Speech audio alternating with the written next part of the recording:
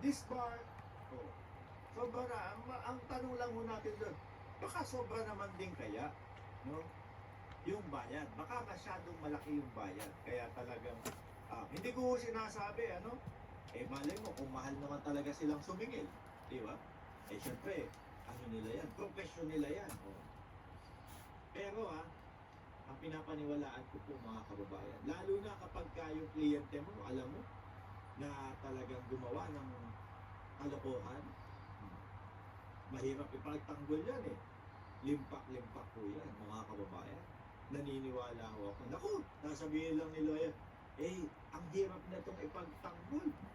Oh, parang hindi ko kayang ipagtanggol to. Tapos sasabihin naman ng kliyente, eto, kaya ko itong bayaran ganito, magkano gusto mo?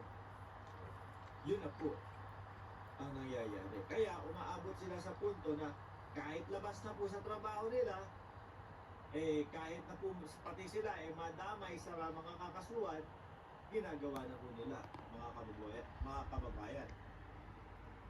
Ang ibig ko sabihin dito, mga kababayan, mga in general, no, ng mga lawyers. Sa maayos na kalagayan ang kapatid ni Sheila Guo na nauna nang nahuli sa Indonesia kasama si Cassandra Leong. Alam niyo po mga bossing, yung Cassandra Leong, kung sakali na talagang magsalita niya yan, ng tuloy-tuloy, nang hindi kadikit o katabi si Atty. Topacio. Yung Sheila Guo, tapos pag napauwi na talaga, kung makumbinse. Pero ako, mas pinapaniwalaan ko po na makukuha, no, na mahuhuli itong si Mayor Alice Guo kesa doon sa siya ay susuko, kesa doon sa siya ay uuwi o kinumbinse o nagpakumbinse doon sa lawyer. Mas pinapaniwalaan ko po mauuna na mahuli